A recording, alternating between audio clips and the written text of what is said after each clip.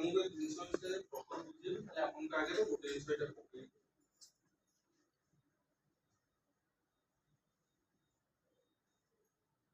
ଦେଖିଲେ ଅଳ୍ପ କେତେ ଆଡ ହେଲା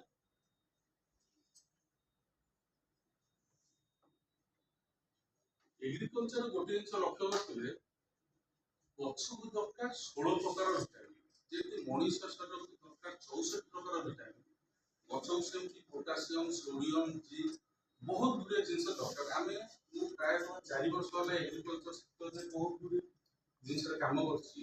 प्रैक्टिकली आपण देखिबे ए जिनस यूज करिया पर केमिति लोक चाष भलो होछि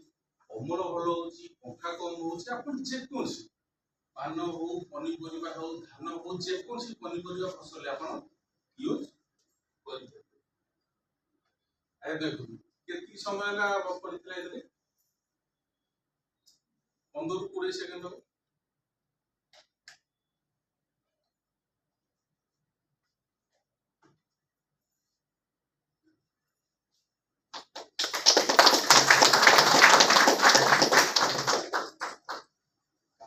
गोटे जिनस प्रॉपर्ली आपण यूज करू वर्तमान पानी एवं सार ए दीटा ला बेस होची जो खरा दिन चाष हो बा वर्षा दिन चाष हो आम हाथ रे पानी रहू ना जेतेले वर्षा दिन पानीटा ऊपर पडुची सेतेले सार विष बहुत गुडे फ्लो हेकी धोई हे जाउची जदि एइटा हम यूज करिबा सार पानी जे कोनसी गोबर खत हो जहा भी हो आमे गछरे दउजे ए संपूर्ण जिनस बांधी के रखितो जोटा कोनती बैंक एइटा है ना प्रॉपर्ली बैंक गछकू जेतिकी दरकार एटा सेतिकी फ्लो करिबो तापर सेकंड चीज पे आसीला एग्री 80 स्प्रेडर किलोमीटर काम कोन फर्स्ट टाइम के आछन sir no sir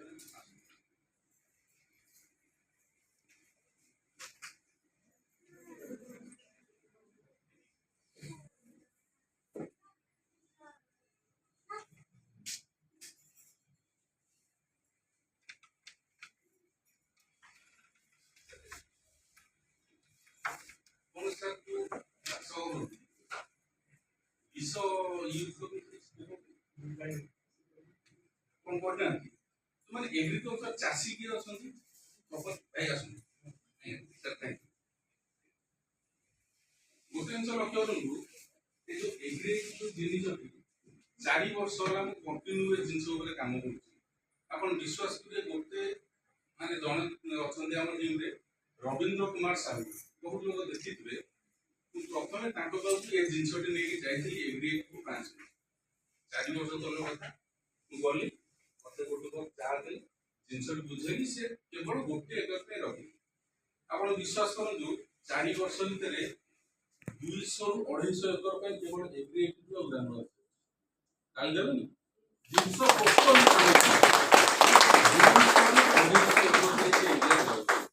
spreader activator waiter बा याकू बाजिबो भितरी मतलब कथा हो आरो पत्र पालो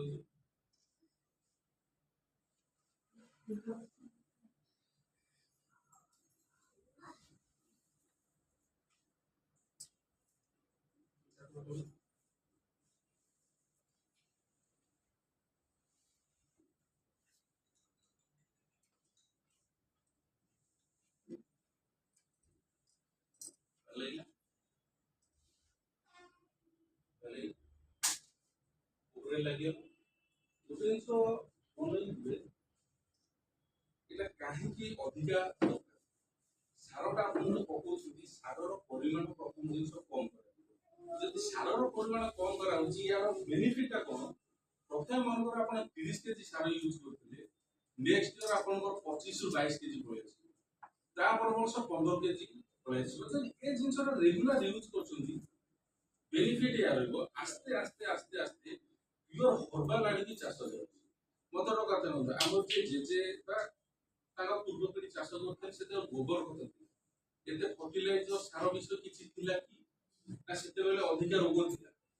जेतु सार विष खाद्य हमर प्रॉपर्ली रहउनी मेंटेन सेते रोग बढुछि आ भुवनेश्वर जे कोन से एरिया रे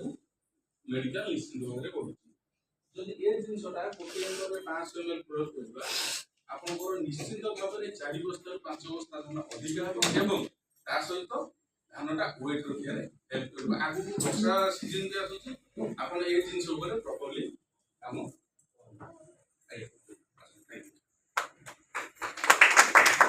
ଗୋଟେ ବଢିଆ ଜିନିଷ ଆସିଲା ଗ୍ରାନୁଆଲ ଅଣୁସାର ପ୍ରପରଲି ଯୋଉଟା କୁହାଯାଏ ଅଣୁସାର। ଆଉ ଗୋଟେ ବଢିଆ ଜିନିଷ କଣ, ବଡିରେ ଯେମିତି ହ୍ୟୁମାନ୍ ବଡି ମୋର୍ ଦାନ୍ 63 ଟ୍ରିଲିୟନ୍ ସେଲ୍ ଗଠିତ ବା 63 ଜୀବକୋଷ ତିଆରି,